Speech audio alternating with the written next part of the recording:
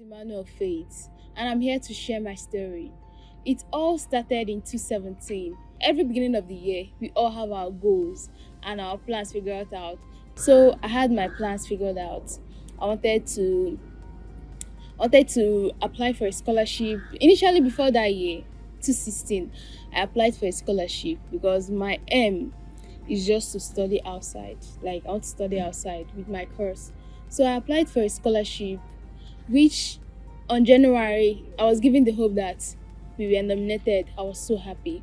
So after that, I also enrolled for a computer training, seeing giving me the sense that maybe if I go outside, I will have this knowledge of computer and I will flow well there. If I go outside and I won't shake or I won't be dumb, I will have a little knowledge of computer. And I was working for a boss. I was the only one working for a boss. And at the fourth time, I enrolled for a Bible quiz, which the price was 400,000. I don't know if it's stupid or daft, but I the plan was to use the 400,000 to sponsor my trip outside. So I had these four plans figured out, and I was praying to God, fasting and prayer, Father, let this thing happen, let this thing happen. And mind you, I was also in a relationship then. So first was as the year was just going by, the scholarship they gave us a news that the scholarship has been approved, that names will be listed for people that will be going outside. The first list came, my name wasn't there. The second list came, my name wasn't there. It wasn't a good feeling because all your hope, like all your hope was inside it. Like all your hope was inside it. Secondly, on the part of me registering for computer science, I had the first computer training first month, second month, the third month. The man told us that we won't continue. I was like, what's happening? Like, is it that anything I lay my hands on is just falling apart? And the first one is where I was working. I was like, okay, let me make ends meet. The boss wasn't paying, and at that time, my family was facing financial challenges. So for me, all things were just falling apart. Like it was happening so fast. It was happening so fast. And for a moment I questioned God. I was like, God, why is all this thing happening? Did I even tell you that this the Bible study, the Bible scholarship I enrolled with, we didn't win? So the 400k parts gone. So everything, all the four plans I made for that year scattered. None was achieved. So I felt I was hopeless and scattered.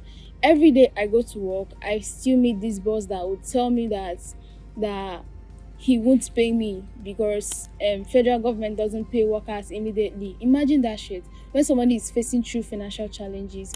So me, on that note, the worst is that you can't even I don't even have anybody to relate it with. I was so down. I was so devastated. But I don't have anybody to speak up to.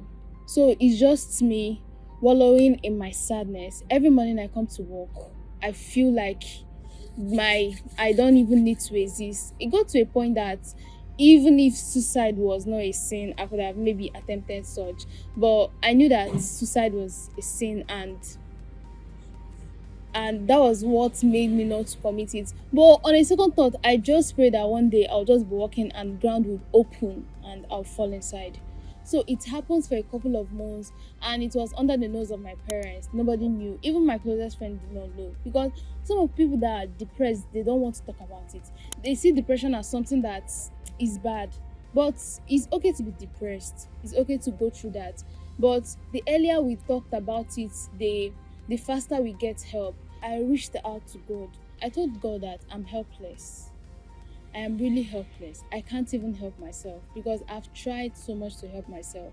I've tried so much to talk to myself that it will be fine, that I can overcome it. But the more I try to help myself, the more I become more depressed. And the second thing I did was I started going for conferences. But I started speaking to people When I reached out to them, they started guiding me, they started talking to me. They even invited me for conferences where we talk about goals. We talk about every aspect of our lives.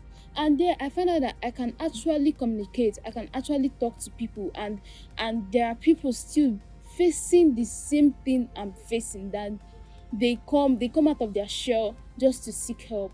And the third thing I did was I realized that I can be more. So the name inspired came, and after praying for a long time, God answered my prayer by changing my job. That job that will make me to come every day feeling depressed. That environment, environment contributes to some states. Environment contributes. So that job that will make me to come every day and feel like my life is shattered, my life is gone, it was changed. I moved over to a fine and better job, and I met people who believed in me. And the conferences I was attending to, it really helped me, that even till now I still keep in touch with them, because they really helped me to go and find the me in me. They really helped me to go and find the me in me. So the advice I want to give to anybody in this state is that just see it as a phase that will pass. You are more. Yes, suicides are caused by that depression. Suicides are caused by it. But suicide is never an option, because me, I thought about suicide, but I knew that suicide will not solve the problem. If you die, that's it. And if there is anybody you need to reach out to, please reach out to them. Talk about it. Thank you.